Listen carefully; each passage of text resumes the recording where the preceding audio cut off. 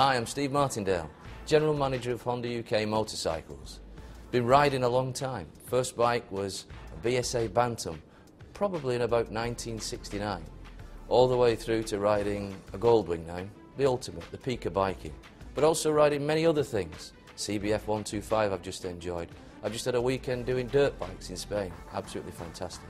My blog has been running for about 3 or 4 months now, and it's a blog that started about my experiences from being complete novice, knowing nothing about bikes and actually being quite antipathetic about bikes, not wanting to be a biker at all, to suddenly where I'm at now, where I can't get enough of bikes. I fall asleep dreaming about bikes. I just love them.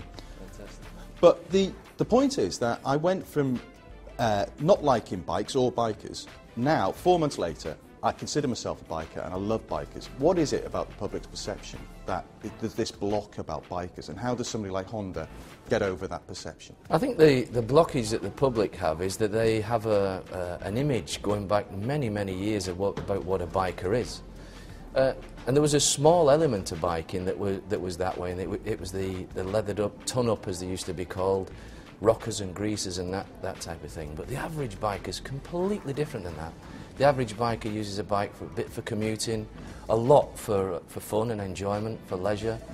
It is less safe than driving a car. That's a reality. But the perception is that it's incredibly dangerous. Now, I don't think that that's true, having spent a bit of time on a bike. How do you get across that element, the safety element, that it's not as dangerous as people say? And if you've got some experience in a car and you take all the correct training and that, it's actually very safe. Yeah, it is very safe if you've got the right training. There are two things. One is the capability. The second is people's attitude to riding. And that probably has a greater influence on how you ride than anything else.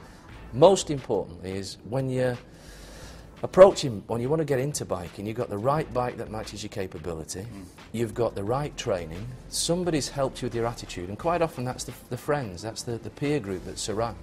You've also got the right equipment.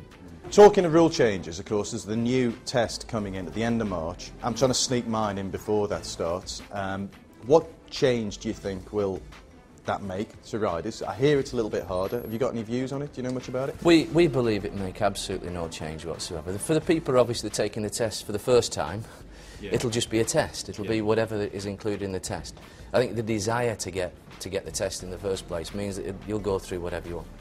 And speaking to me as a novice, you know, somebody who's been 6 months ago on a scooter, and then the CBF 125, and the Varadero 125, and now yesterday on the 600cc CBF, which was like a whole new experience and wonderful. You know, my first taste of really, of power, essentially.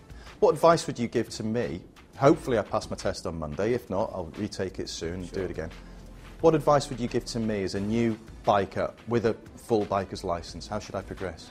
Progress, I would ride the 600 that you're going to be riding. I would ride like you ride the 125.